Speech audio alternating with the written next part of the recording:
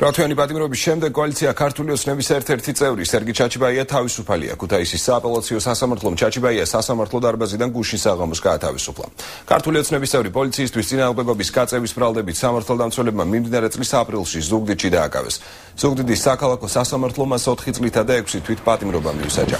სერგი ჩაჩიბაია ზუგდიდში საკუთარ ოჯახში წუხელვე დაბრუნდა. დღეს კი უზენაესმა სასამართლომ ჩაჩიბაიას გათავისუფლებასთან დაკავშირებით სპეციალური განცხადება გაავრცელა. როცა დავიწყე პარტიული საქმიანობა, მაშინ იყო მუქარები, ძალოვანებიდან, რომ ჩემი პარტიული საქმიანობა არ დარჩებოდა, უყურადღებოდ და მოხდა ის, რაც მოხდა. დავწერე განცხადება თავარ პროკურატურაში, რომ დაიწყო ჩემ საქმეზე დავიდან გამოძიება. ის გახდა ახალაიას ოჯახის პატიმარი, მისი პირადი პატიმარი.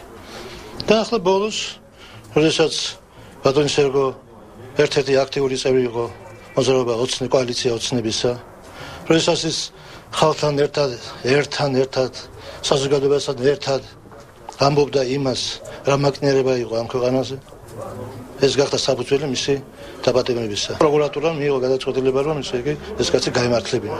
დღეს სასამართლო განჩინებაში ასე იყო თქმული, რომ ყველაფრისათვის მართალი არის ბატონი სერგო და ის განთავისუფლდეს დარბაზიდან.